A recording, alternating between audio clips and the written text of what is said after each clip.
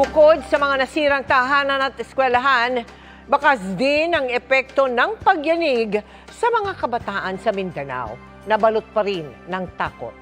Ngayong bagong taon, hangad natin na maghatid ng ngiti at pag-asa sa kanilang lugar sa ilalim ng Give a Gift alay sa Batang Pinoy Christmas Project.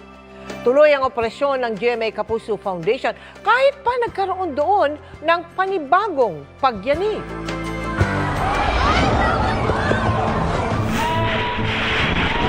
Hindi pa rin nabubura sa mga taga-Caraga, Davao Oriental ang bangungot ng magnitude 7.4 na lindol na yumanig sa kanilang lugar noong Oktubre.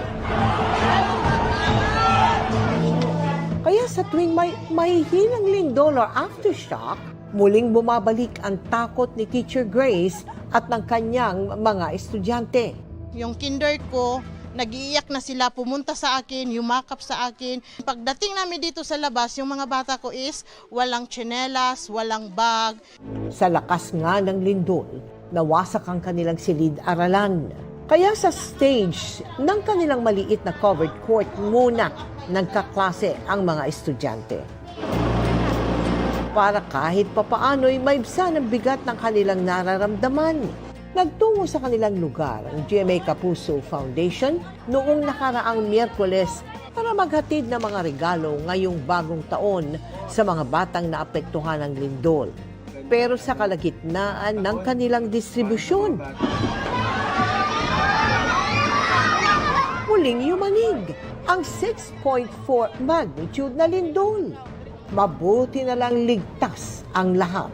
Yung DepEd po, nagbigay ng mga psychosocial sa mga bata, sa mga guro, kung paano i-handle ang mga ganitong sitwasyon. Ang kanilang takot, napalitan naman ng mga ngiti. Matapos matanggap ang mga regalo nating bag na may lamang pagkain at laruan. GMA Kapuso Foundation, maraming salamat dahil nakita namin kung gaano sila kasaya.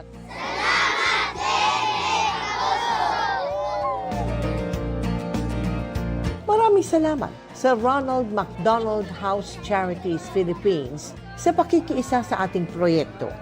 Sa mga nais mag-donate, maaari po kayo magdeposito sa aming mga bank account o magpadala sa Cebuana Lolier. Pwede rin online via GCash, Shopee, Lazada, Globe Rewards at Metrobank Credit Card.